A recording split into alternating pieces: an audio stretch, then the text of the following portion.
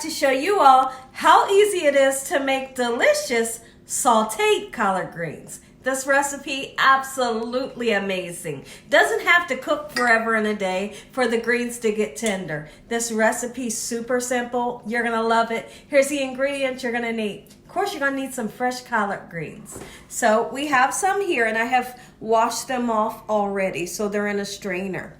All right, we're gonna need a nice sweet Vidalia onion. And also we have some beautiful bacon. If you don't eat pork, use turkey bacon.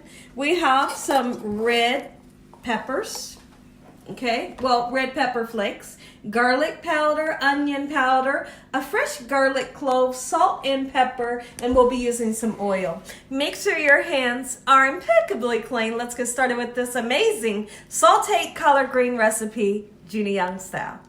I couldn't be more excited to share with you all this delicious, quick, and simple recipe. Most of all, what I love about this recipe is, have you ever tried to make collard greens to where you simmer them in a pot?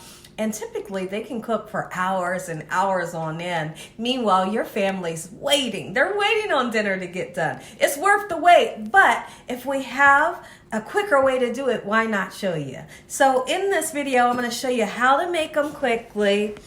And your family's gonna love this recipe. Pair these collard greens up with pork chops, fried chicken, a nice piece of baked fish. Have so much fun with this recipe. I know you're gonna love it. So now what I'm gonna do after cutting our bacon, we're gonna put it into our pan here. I want to kind of separate it just like so in this manner so that it doesn't steam. We're looking for a nice crispiness to this bacon, golden brown and beautiful. Okay, so once that happens, we get our bacon nice and sauteed up. You're going to have some oil left in your pan. You can use some of that oil for great flavor to your greens. I suggest you do. But if you didn't want to use the bacon oil, you can add in your favorite oil. Maybe it's olive oil or avocado oil. It's really your choice.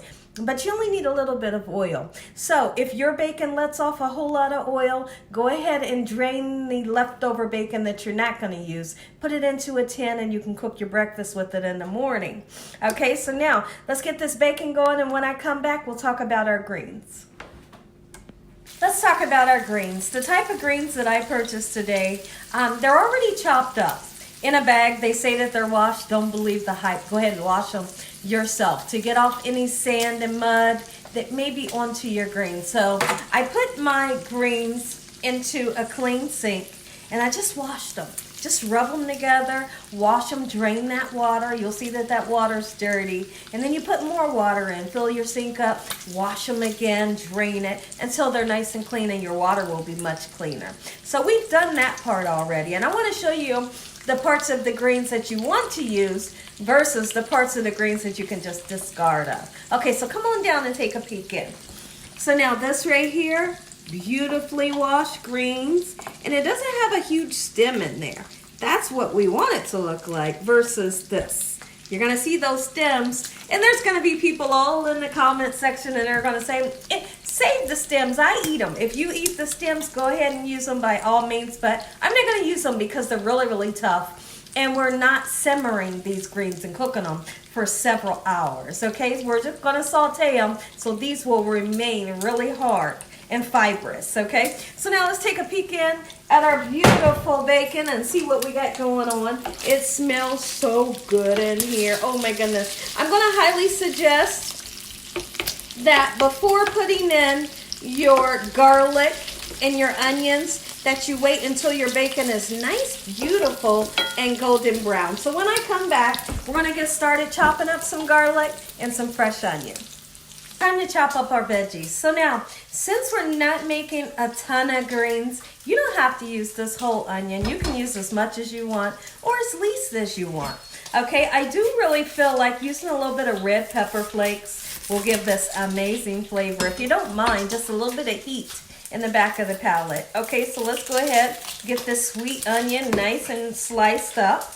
just like so. If I haven't said, I hope y'all are having a great day. I hope you're having a beautiful day today. I'd love to know in the comment section below, have you ever sauteed greens? If you haven't, you're in for a treat. But if you've made them sauteed or you've tasted them sauteed, I'd love to know your experience and what you thought.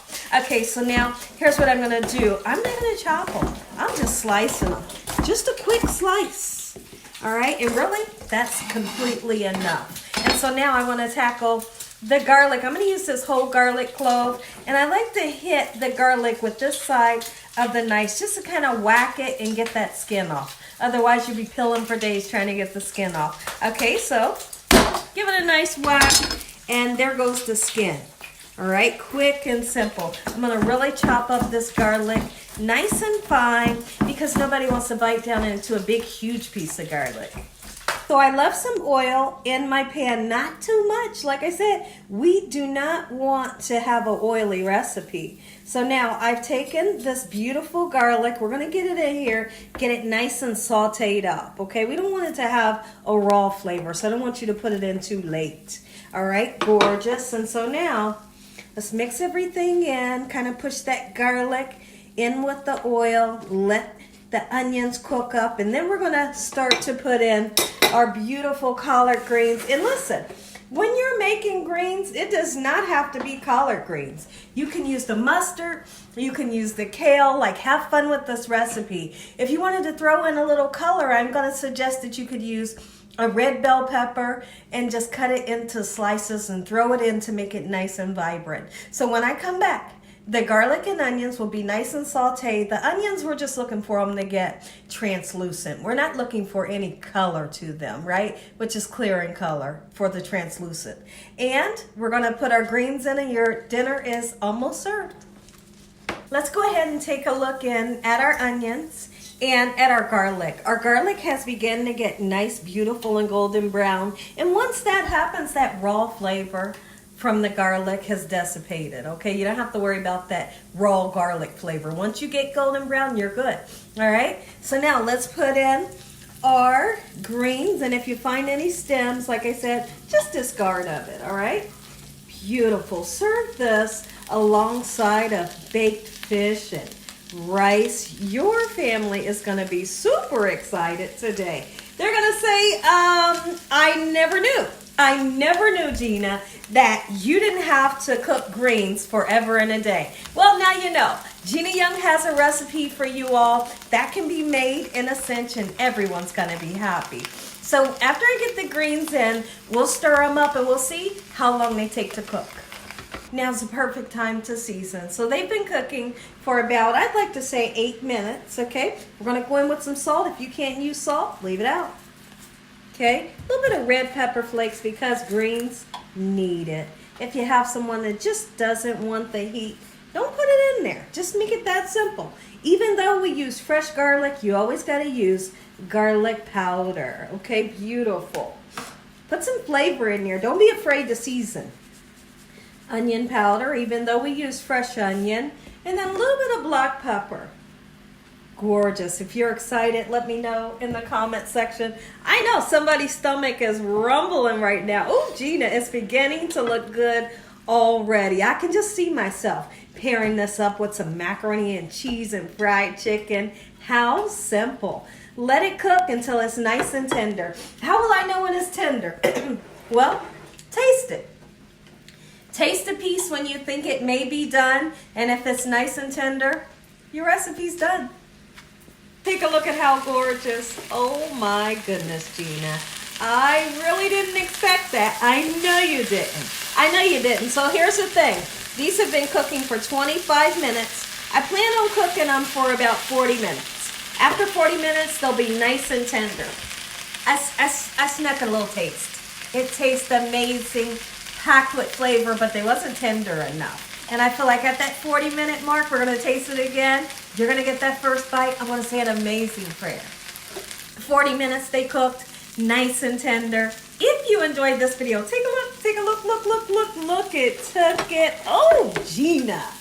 If you enjoyed this video, give me a thumbs up. Come on this way. If y'all haven't subscribed, make sure you subscribe. Tell your family and friends and everyone you know. Tell the whole world what Gina Young is doing in his kitchen on a daily basis. Heavenly Father, I thank you today for this beautiful meal. In the sweet name of Jesus, we pray. Amen. Amen. Once again to my beautiful prayer. I know you want to taste it. Okay, let's taste it. Ooh, Lord, we thank you for this. This is gorgeous. Ooh, it's extremely hot, y'all. All right, take a bite. But I like a little hot sauce on mine. Just a little bit. Ooh, wee. Okay.